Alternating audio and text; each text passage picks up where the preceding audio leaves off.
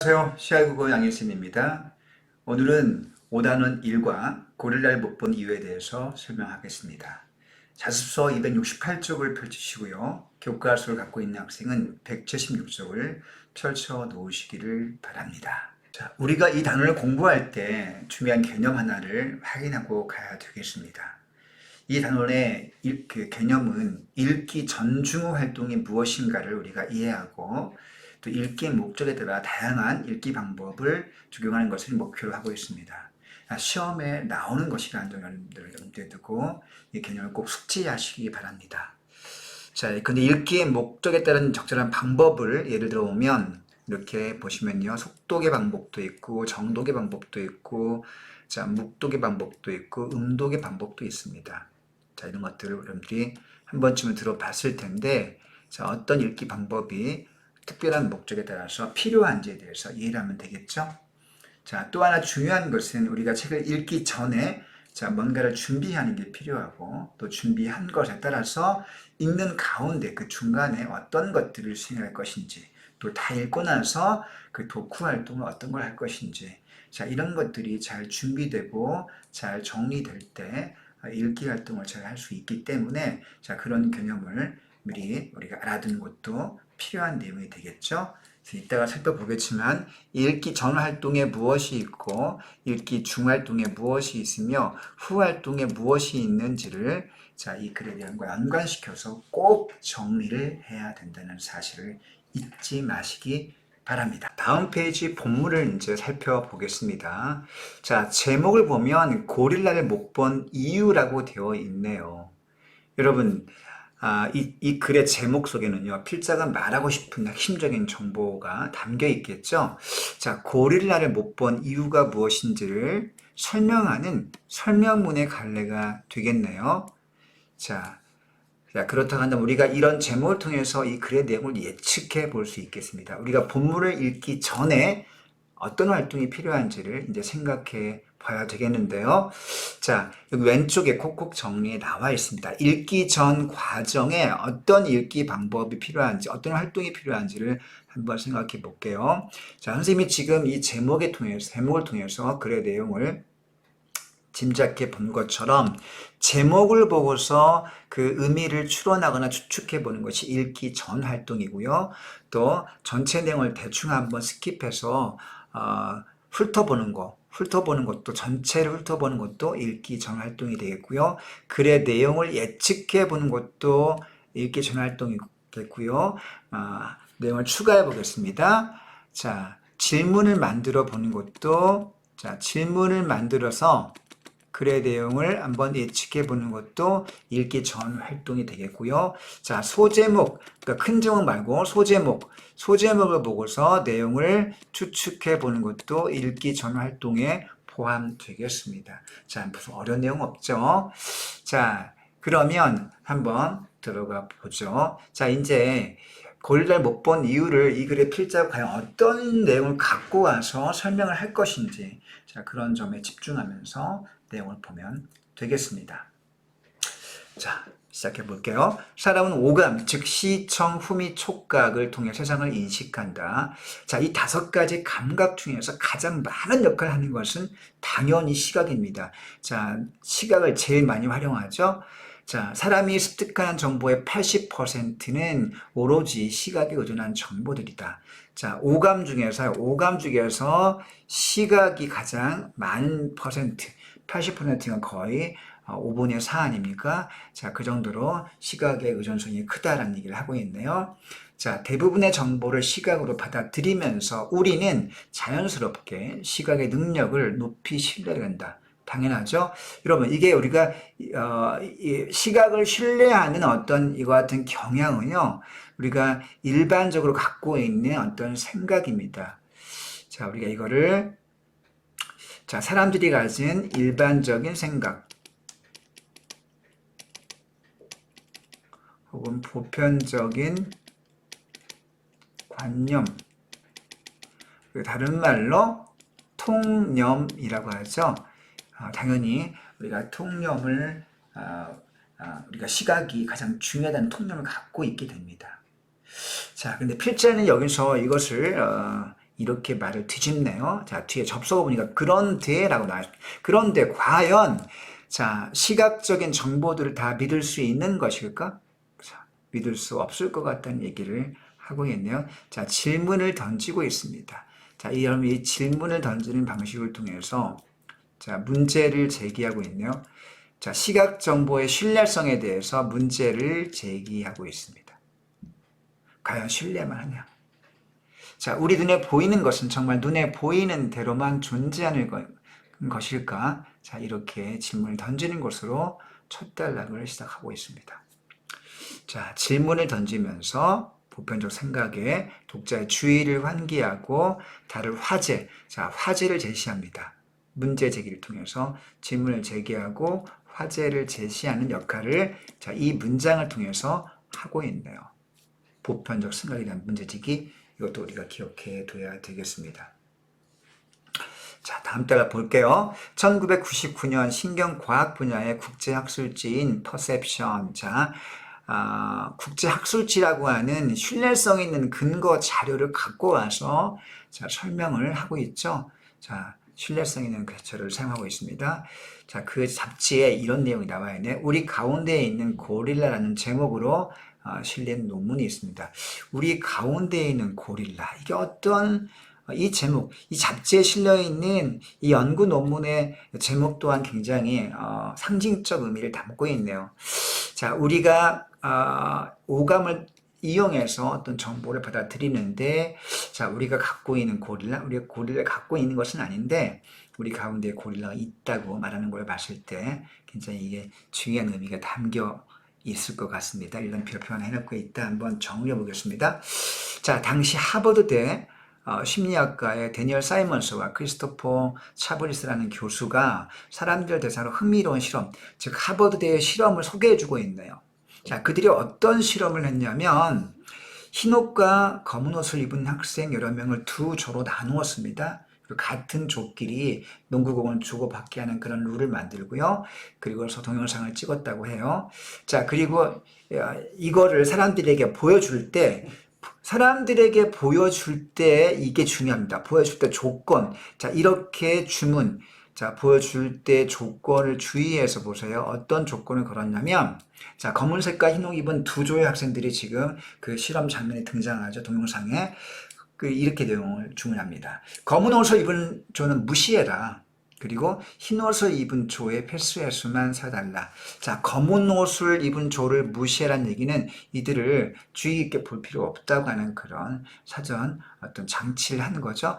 흰 옷을 입은 조의 패스만 세워달라고 그렇게 주문합니다. 그럼 사람들은 당연히 흰 옷을 입은 조의 움직임만 주목해요. 자, 흰 옷만을 주목하고 자, 검은 옷은 무시하고 있는 상황이 발생할 것임을 우리가 쉽게 예측할 수 있습니다. 검은 옷 입은 조는 무시하고 흰 옷만 주목해 보는 거죠. 자, 동영상은 1분 남짓이었으므로 대부분의 사람들이 어렵지 않게 흰 옷 입은 조의 패스를 맞췄습니다. 뭐 얼마나 어렵겠어요. 1분 동안 횟수를 세는 건데 동영상을 빨리 돌린 것도 아니고요. 일상적인 빨리로 돌렸기 때문에 그 횟수를 세는 것은 어렵지 않습니다. 자, 그런데 그들 중 절반은 왜 이런 간단한 실험을 하는지 목적을 파악하지 못해서 고개를 갸웃합니다. 자, 왜 너무나 뻔한 실험을 하는 거지? 라고 그렇게 의아해하는 거죠. 자, 이런 실험의 과정을 소개해 주고 있습니다. 글을 읽는 가운데 있기 때문에 아까 우리가 읽기 목적과 그에 따른 방법과 연관해서 이제 읽기 중 활동에 어떤 것들이 있는지를 한번 확인해 봐야 되겠는데요.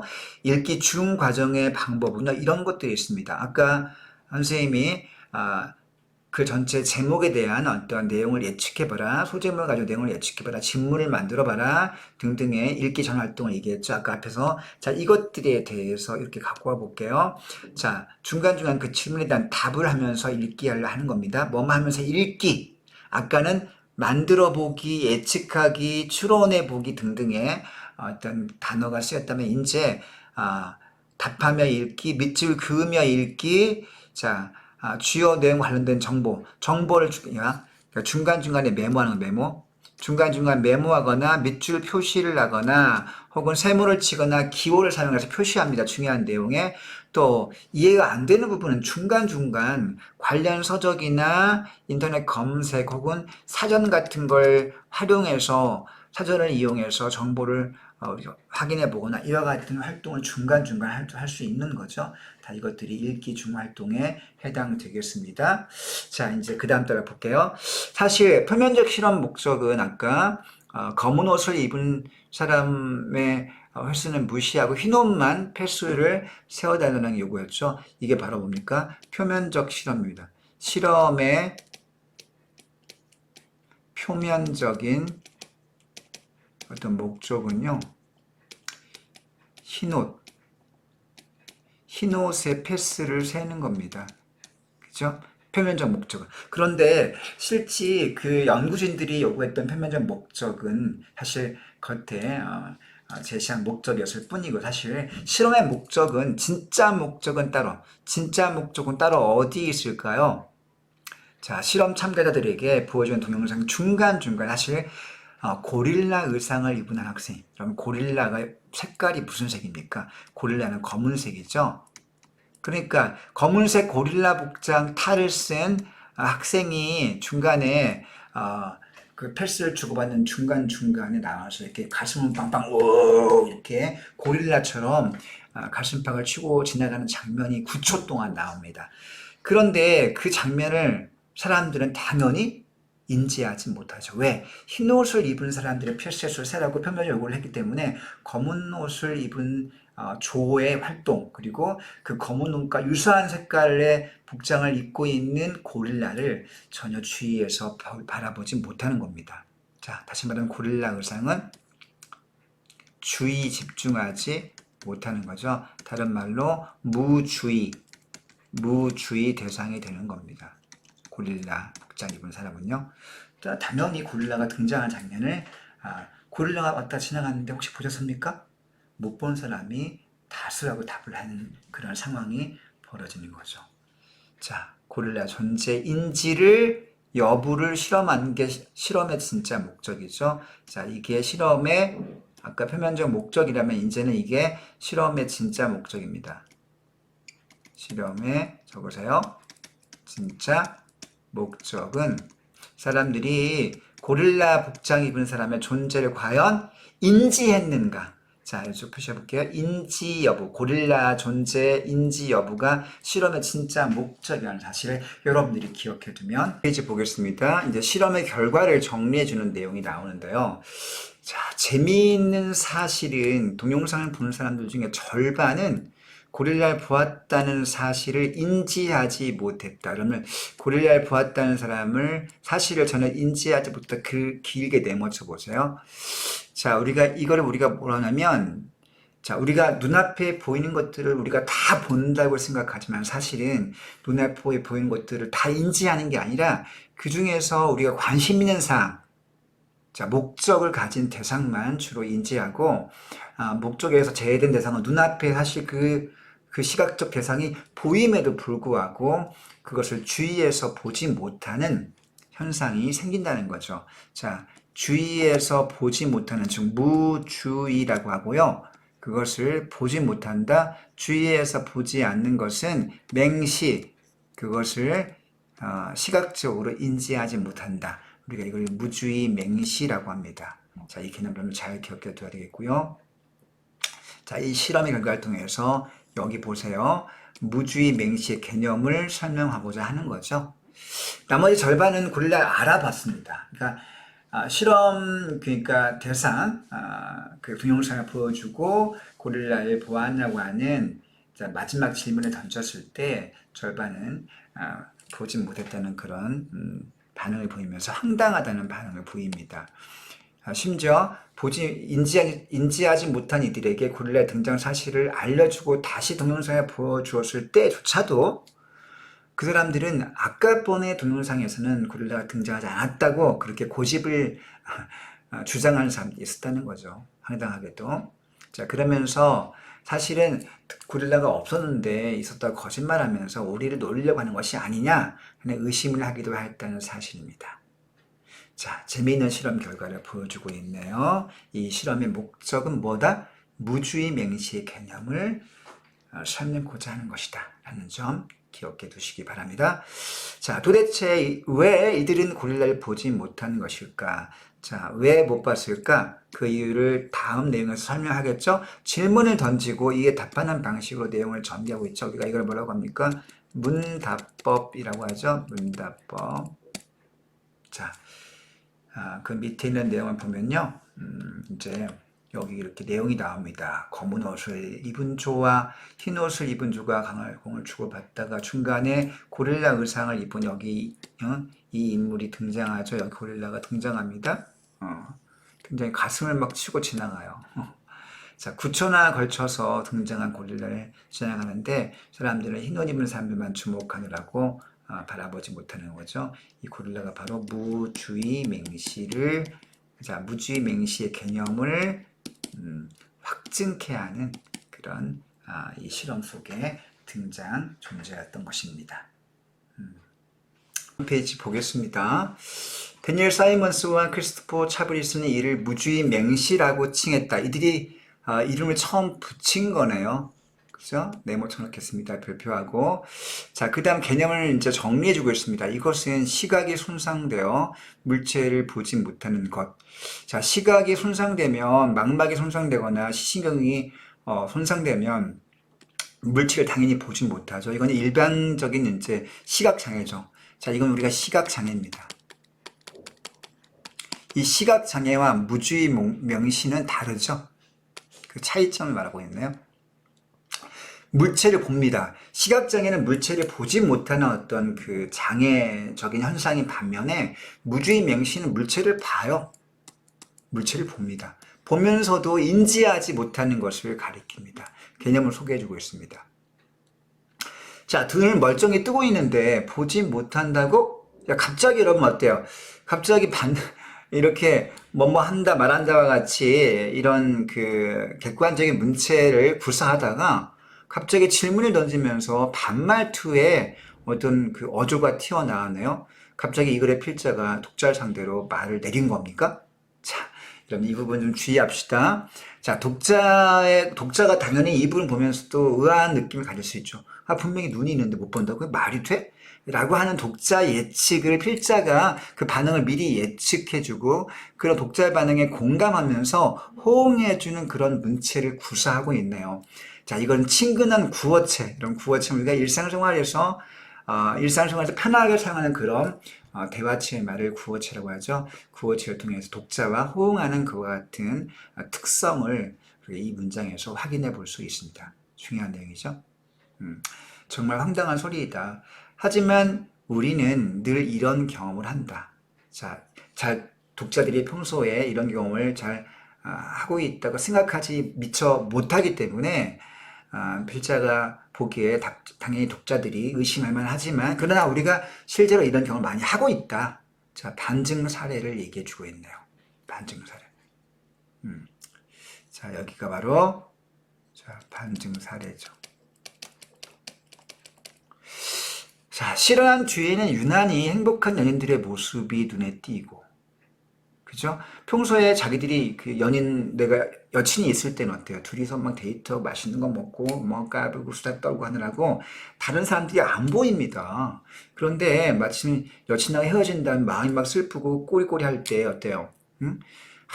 그 봄날에 지나가던 연인들의 어떤 모습이 눈에 띄는 거죠. 평소에는 못 보던 게 보입니다. 그게 무슨 말입니까? 평소에 있었음에도 불구하고 자기가 여친이 있을 때는 못 봤다는 거죠. 자, 무주의 명시의 사례를 실생활에서 우리가 경험할 수 있는 무주의 명시의 사례를 소개해주고 있습니다. 또 오랜만에 만난 아버지의 늙은 모습에 마음에 짠했던 날들. 자, 그런 날에 유독 나이 든 어른들의 모습이 나이 든 어른들의 모습, 이것도 무주의 명시 사례죠. 자, 행복한 어른들의 모습 실현한 뒤에 그 다음에 두 번째 아버지를 만난 뒤에 길거리에서 유독 나이 든 어른들의 모습이 눈에 들어온다. 평소에는 이런 것들을 못 보죠. 자, 평소에는 못 봤던 이런 것들이 특별한 경우가 보인다는 얘기는 평소에도 있었음에도 불구하고 그들을 못 봤다는 거죠. 자, 행복한 연인들과 나이 든 어른들의 모습은 바로 평상시에 우리가 보면서도 인지하지 못하는 무주의 맹시의 경험적 사례가 되는 것이죠. 자, 그 다음 볼게요. 자, 그런 장면들은 어찌나 그렇게 내 마음이 넘칠 때 잘 맞춰 나타나는지 하지만, 여기 나타난 이것도 역시 친근한 구어체 문장이 되는 거죠. 자, 하지만 당연하게도 세상이 내 마음에 맞게 움직여 줄 리는 없다라고 합니다. 다음 단락 보겠습니다. 자, 고릴라는 어디에나 언제나 존재한다. 별표하겠습니다. 여러분들, 고릴라는요, 열대우림의 깊은 숲속에만 있죠. 어디 고릴라가 우리 주변에 있으니까 이건 비유적 표현이라고 해서 비유적 표현입니다. 자, 비유를 하고 있는데 어떤 원관념을 표현하고 있습니까? 고릴라는 무주의 맹시 개념, 즉 보고도 인지하지 못한 대상. 자, 무주의 맹시라고 하는 개념을 비유해서 얘기해주고 있는 표현인 거죠. 어디에나 존재한다. 우리 일상에서 흔히 겪는다. 라는 거죠. 다만 내가 이를 인지하지 못했을 뿐이다. 그들은 갑자기 새롭게 나타난 것이 아니라 평소에도 늘 존재했다. 하지만 평소에는 주의 깊게 보지 않아서 인식하지 못했던 것을 비로소 오늘에서야 뇌가 인지한 것이다 라고 자, 실험을 소개하면서 무주의 맹시 개념을 설명하는 그런 순서로 이야기가 전개되고 있습니다. 우리가 글을 읽는 중간에 있기 때문에 아까 선생님이 아까 서두에 말을 한 것처럼 읽기 중간의 활동이 어떤 것들인가 한 번 더 확인해 보겠습니다. 여러분들 왼쪽 날개를 보면요. 읽기 중 활동으로 이런 내용이 나와 있네요. 자, 무주의 맹시라는 개념이 잘 이해되지 않는 경우에는 실험 관련 책, 서적을 찾아보거나 인터넷에서 검색을 해볼 수도 있다. 자, 책 읽는 중간에 관련 서적 찾아보기, 검색해보기, 또 사전을 이용해서 찾아보기 등등 이런 것들은 다 읽기 중 활동에 포함되는 것이죠. 자, 이제 다음 달 볼까요? 우리가 무주의 맹시 개념을 지금 필자가 소개했기 때문에 그 다음 달은 어떤 내용이 나올까요? 자, 그렇다면 우리는 어떤 경로로 세상을 보는 것일까? 자, 우리가 눈을 통해 눈을 통해서 시각적으로 눈앞에 있는 사물들의 정보를 감각적으로 포착하는데요. 자, 그리고 우리가 어떻게 세상을 인지하게 되는 것일까? 그 과정을 설명하려고 하고 있습니다. 자, 화제가 전환되고 있네요. 자, 무주의 맹시에서 어떻게 세상을 보냐? 화제가 바뀌었죠. 그 화제의 전환이라고 하고요. 질문을 통해서 화제를 전환하고 있습니다. 우리의 신체는 눈만이 빛을 인식하고 받아들일 수 있게 진화했다. 여러분들, 빛을 인식하는 거를 코로 인식합니까? 냄새로? 혀로 인식하나요? 빛을? 귀로 빛을 인식합니까? 피부로 빛을 인식합니까? 아니죠. 우리가 빛을 인식하는 거는 당연히 눈밖에 없습니다. 그래서 우리가 눈이 손상되는 빛을 우리가 바라볼 수 없는 거죠. 다시 말하면 시각장애인들은 빛이 비치는 낮에도 빛을 우리가 인지하지 못하기 때문에 어둡게 느껴지게 되는 거죠. 그래서 우리가 눈이 손상되거나 눈이 기능을 잃게 되면 어둠 속에 갇히게 되고요. 자, 하지만 눈 자체가 세상을 인식하는 것은 아닙니다. 그럼 만약에 눈이 정상 기능을 해요. 눈이 정상 기능을 하지만 우리가 눈만 있다고 해서 어떤 사물을 정확하게 인지하고 이해하는 것은 아닙니다.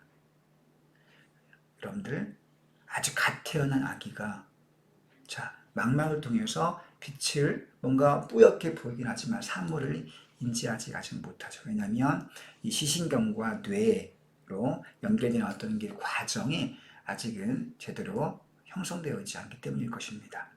다시 말하면 눈 자체가 눈만이 있다고 해서 세상을 인식할 수 있는 것은 아니라는 겁니다. 자, 그럼 어떤 과정을 거쳐서 대체 눈을 통해 들어온 시각 정보가 인지되는 것일까요? 그런 과정을 설명하고 있습니다. 자, 첫 번째로 눈동자를 지나서 눈알 쪽으로 파고든 빛. 자, 빛이 바깥에서 눈동자를 지나 눈알 안쪽으로 파고들죠. 그리고 그 빛이 망막의 시각세포. 그럼 망막의 시각세포는 여러분 이렇게 눈이 이렇게 있으면요, 눈동자가 이렇게 있으면 이게 이제 그죠? 이게 눈썹입니다. 자, 이렇게 빛이 들어오면요, 눈동자를 지나 이게 눈동자입니다. 이 눈동자를 지나서 눈알 안쪽으로 들어오고요. 이게 첫 번째 단계입니다. 여기 뒤에 망막이 있습니다. 망막. 여기 망막이 있고요. 이 망막에 시각세포가 있습니다. 여기에 들어오게 되면 빛이 전기 신호로 바뀝니다. 자, 빛이 안쪽으로 들어오고요. 그 안쪽으로 들어온 빛은 망막으로 가서 시각세포를 지나면서 전기신호, 빛이, 즉 광학적인 빛이 전기로 바뀌는 겁니다. 전기로. 그 전기로 바꿔주는 게 바로 망막의 시각세포, 여기 끝쪽에, 여기 눈알 안쪽에 있는 망막, 이 부분이 바로 시각세포인데요. 이것이 전기로 바꿔주는 역할을 하게 됩니다. 그리고 이것이 전기 신호가 이제 시신경을 타고 뇌로 가게 되는 거죠. 자, 그 전기 신호가 시신경을 통해서 뇌의 시각피질로 들어가게 되는 과정을 거치게 됩니다. 알겠습니까? 자, 이 신호가 시신경을 통해 눈의 반대편, 즉 뒤통수 쪽으로 가는데요. 뒤통수 쪽에는 뇌의 시각피질이라는 것이 있습니다. 여러분들, 이 신호가 어디에서 만들어진 것이었죠? 눈동자를 통해 들어온 그 빛이 눈동자 맨 끝에 있는 쪽에 망막이 있는데 그 망막에 뭐가 있습니까? 시각세포가 있고요. 그 시각세포에서 빛을 전기신호로 바꿔주게 됩니다. 즉 광이 전기로 바뀌면서 전기가 시신경을 타고 쭉 어디까지? 자, 반대편 눈이 앞에 있고 이 뒤쪽으로 쭉 가는 겁니다. 뒤쪽으로 가서 뇌의 시각피질로 들어가게 되는 거죠. 그랬을 때 우리가 비로소 세상을 본다고 느낀다. 자, 필자는 왜 본다라고 말을 끝내지 않고 가로 안에 고 느낀다는 말을 추가해서 집어넣었을까요? 자, 실제로는 우리가요, 세상을 온전하게 보는 것이 아니라 그것을 전기신호로 바꿔서 그거를 전기신호로 바꿔서 인지한다는 거예요. 본다고 느낀다는 것입니다. 자, 시각피질은 단일한 부위가 아니라 현재 밝혀진 것만 약 30개의 영역으로 되어 있는 복합적인 영역입니다. 여러분, 우리가 시각으로 볼 때 색깔 보여요. 색깔 보고 형태 보고요. 그 다음 움직이는 것도 봅니다. 그죠? 자, 이렇게 시각이 단순한 어떤 것만 인지하는 것이 아니라 색깔, 형태, 선, 그 다음에 운동 등등 다양한 것들을 보기 때문에 그것들을 다 보게 하기 위해서 시각 배질이 여러 가지 복합적 영역으로 되어 있다는 거죠. 단일한 부위가 아니라 복합적이다. 자, 그 중에서 봅시다. V1이라는 시각피질 영역은 선과 경계, 모서리 같은 가장 기본적인 걸 보고요. 여러분, 선 다음에 중요한 겁니다. 형태는 V2고요. 형태는 V3고요. V1, V2가 선, 경계, 모서리를 구분하고 형태는 V3, 그리고 V4는 색, 그리고 제일 복잡한 게 V4입니다. V5, 운동을 감지하는 것입니다. 자, 그 밖에 다른 영역도 있다고 해요. 이것들이 종합적으로 사물을 인지한다. 자, 다음 때 가보겠습니다. 여러분, 근데 이것들이 V1부터 V5 같이, 그리고 다른 그 밖의 영역까지 이것들이 시각피질을 이루는 이 영역들이 복합적으로 관계되어 있는데요. 따로따로 되어 있는 것이 아니라 그것들이 함께 묶여서 서로 정보를 교환하고 같이 묶어서 복합적으로 적용한다는 거죠. 자, 여러 개의 악기가 모여서 각자가 정확한 순간에 정확한 음을 연주해야 제대로 되는 음악을 전할 수 있는 오케스트라처럼, 오케스트라는 보면 뭐 바이올린 부분도 있고 타악기도 있고 트럼펫도 있고 뭐 비올라도 있고 첼로 같은 큰 악기도 있고 콘트라베이스 같은 타악기도 있고, 아무튼 이런 다양한 악기들이 각각의 정확한 음을 연주해서 그들이 그죠? 모일 때 좋은 음악이 나오죠. 그게 바로 오케스트라입니다. 오케스트라처럼 모든 영역이 각자 역할에 맞게끔 일시에 조율되어야 세상을 바라볼 수 있다. 시각 피질도 여러 가지 복합적 영역으로 되어 있는데 그 영역들이 시각 피질을 이루고 있는 복합적인 영역들이 마치 오케스트라처럼 각각의 파트가 각각 정확한 역할을 해서 그것들이 모일 때 좋은 음악이 나오는 것처럼 우리가 시각적인 정보도 시각 피질의 복합적인 영역들이 모여서 제 역할을 들어서 할 때 우리가 삶을 정확히 보고 인지할 수 있다는 거죠. 자, 여러분, 이 설명 방식이 무엇입니까? 유추의 방식이죠. 시각 피질의 복합적인 영역. 자, 시각 피질의 복합적인 어떤 영역과 역할을 오케스트라의 빗대어인 빗대. 자, 빗대어 설명하기 때문에 비유적 추론, 유추의 방식이 전개되고 있는 것이죠. 굉장히 중요한. 여기서 문제가 엄청 많이 나옵니다. 자, 별표 두시고요. 다음 단락. 예를 들어 시각 피질의 V4가 망가지면 어떻게 돼요? V4는 색을 담당하니까 생명이 안 됐던 사람들 이게 망가지면 세상을 흑백으로밖에 못 보고요. 그 다음 V5가 망가지면 V5는 운동을 감지하죠. 질주하는 자동차가 느리게 움직이는 것처럼 보인다고 해요. 자, 앞문 내가 설명했던 시각피질 영역의 복합적인 작용과 역할을 구체적으로 예시를 통해 설명을 하고 있어요. 오케스트라 밑에 콕콕 정리해 보겠습니다. 여기 이제 중요한데, 자, 여기 유추, 악기 연주에 빗대어서 유출을 하고 있는데, 자, 이건 오케스트라를 통해서 유출을 하고 있고요. 오케스트라만 있는 것이 아니라, 이런 여기 보면 피아노 건반, 피아니스트가 곡을 연주할 때 피아노 건반이 몇 개 사라지거나 조율되지 않으면 결과물이 달라지는 것처럼 피아니스트가 피아노 건반을 연주할 때도 역시 각 부분의 중요한 어떤 복합적인 연계와 작용이 모두 모여야지만이 소리를 낼 수 있죠. 그것도 역시 유추에 해당하겠네요. 오케스트라, 피아니스트, 피아노 건반, 이것도 역시 유추에 해당하겠습니다. 그래서 유추가 2개 사용됐네요. 2개. 첫 번째는 오케스트라, 밑으로 가볼게요. 두 번째는 여기 피아노, 건반. 자, 이걸 통해서 세상을 보는 것을 비유적으로 설명을 하고 있습니다. 자, 옆에 깜짝 퀴즈 잠깐 확인해 볼게요. 깜짝 퀴즈 1번. 5가지 감각 중에서 사람이 정보를 습득하는데 가장 많이 사용하는 것은 뭐다? 청각이다. 자, 뭐 당연히 틀렸네요. 시각을 제일 많이 쓰죠. 눈 감고도 풀 수 있겠네. 두 번째, 물질을 보면서도 인지하지 못하는 경우를 무주의맹시라고 하죠. 기본 개념이네요. 3번, 30개 영역으로 구성된 시각 피질 중에서 V4는 색을 담당한다. 너무 쉬운 내용입니다. 자, 다음. 많은 영역이 오로지 시각이라는 감각 하나에 배정되어 있음에도 세상은 워낙 변화무쌍하기 때문에 눈으로 받아들이는 모든 정보를 뇌가 빠짐없이 처리하기 어렵다. 당연하죠?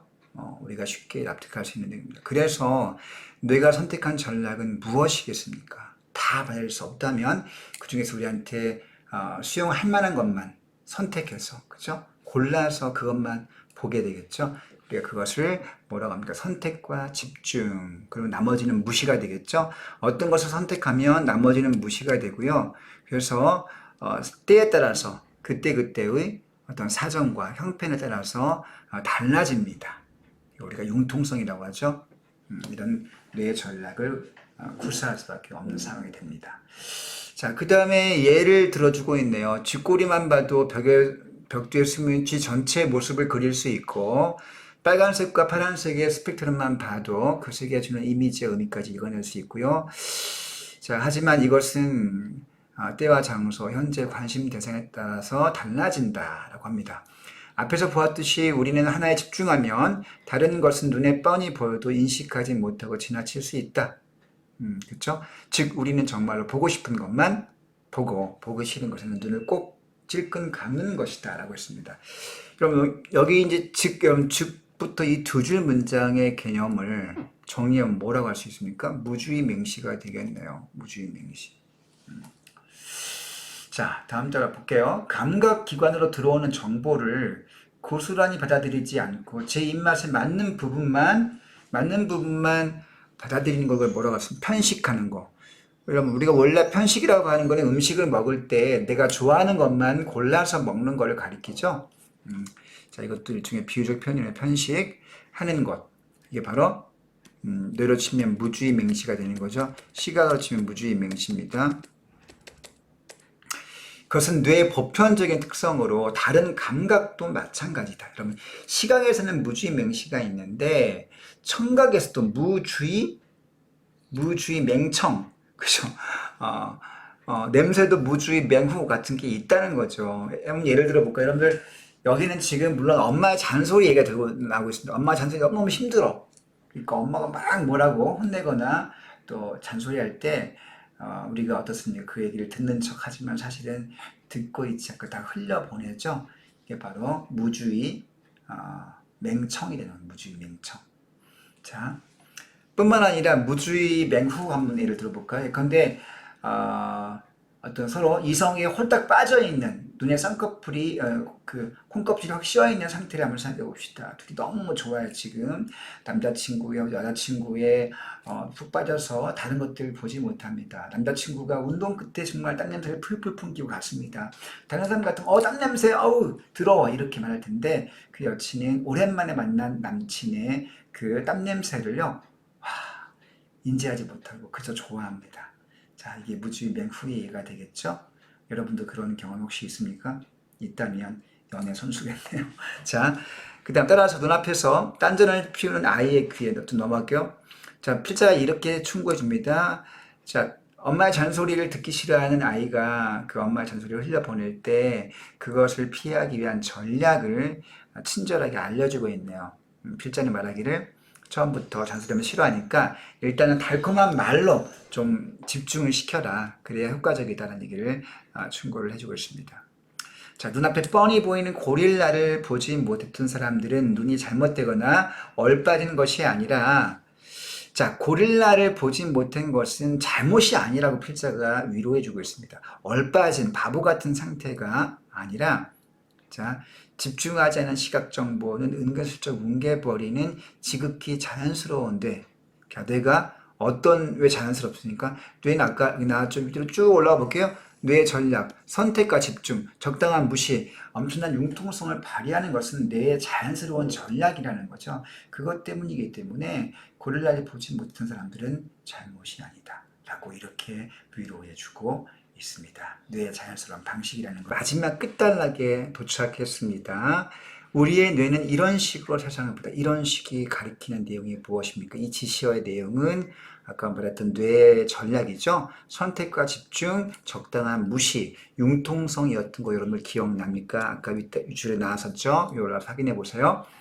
읽어도 보지 못하거나 잘못 보는 경우도 많다. 그러므로 우리가 모든 것을 다 볼 수 없다는 사실을 제대로만 인정한다면 서로 시각이 다른 현실에서 내 눈으로 본 것만이 옳다며 핏대를 세우거나 헐뜯는 일은 줄어들 것이다. 그럼 마지막 문장은 필자가 자기의 견해와 의견을 제시하고 있습니다. 어떤 것을? 자, 모든 것을 다 볼 수 없다는 무주의 맹시가 있다는 사실을 인정해라 하는 거죠. 여러분 이 글의 갈래가 무엇이었습니까? 아까 기억납니까? 설명문이었죠. 고릴라를 못 본 이유를 설명하는 설명문임에도 불구하고 마지막 이 끝단락에는 필자의 의견 견해가 있다는 사실 우리가 주의해야 되겠습니다. 자, 밑에 깜짝 퀴즈 잠깐 볼까요? 사람이 물체를 눈으로 보았음에도 불구하고 인식하지 못하고 지나치는 이유는 그 사물에 집중하지 않았기 때문이에요. 그럴 수 있죠. 선택적 집중을 해서 얻은 것들을 무시하기 때문에. 자, 2번. 그 스님은 우리가 본 것을 믿을 수 없기 때문에 집중력이 좋은 사람의 의견을 신뢰하라고 주장했다. 본 것은 믿을 수 없기 때문에 싸우지 말라고 그랬죠. 다투지 말아서 인정해라. 다 볼 수 없다는 사실을 인정해라. 였습니다. 자, 이렇게 해서 글 한 편이 끝났습니다. 여러분 이제 아까 선생님이 얘기했던 이 단원의 주요 개념 읽기 전 중어 활동과 연관해서 다 끝났으니 무슨 활동? 읽기 후 활동이 무엇인지 한번 점검을 봐야 되겠죠? 자, 다 읽었습니다. 자, 어떤 내용들을 점검할까요? 일단 내가 중요하다고 표시해 놓은 부분을 찾아가서 중심 내용은 뭡니까? 정리 별표. 정리한다면 이건 읽기 후 활동입니다. 그리고 읽기 전에 읽기 전에 활동으로 예측했던 질문과 그 예측 내용이 맞는지를 확인해 보는 거죠. 자, 여기 나옵니다. 중심 내용을 정리해라. 그리고 전에 예측했던 걸 비교해봐라. 이렇게 나오고 있습니다. 그러고 나서 다른 친구들은 어떻게 읽었는지 서로 이야기를 주고 받아보는 겁니다. 친구들과 글의 내용에 대한 의견을 나눠보는 거죠. 자, 이렇게 해서 의견 나누기까지가 읽기 후 활동이 됩니다. 이제 설명이 끝났습니다. 여러분 어려운 단위 아니기 때문에 여러분들이 조금 편안한 마음으로 공부해도 될 것 같고요. 다만 과학적 개념과 사례들이 중간중간 나오고 유추도 나오기 때문에 그런 부분들에 대한 대비는 좀 필요합니다. 문제를 충분히 풀어보시고 개념을 숙지한 상태에서 여러분들 시험에 좋은 결과 있기를 선생님은 응원합니다. 여러분 파이팅! 안녕!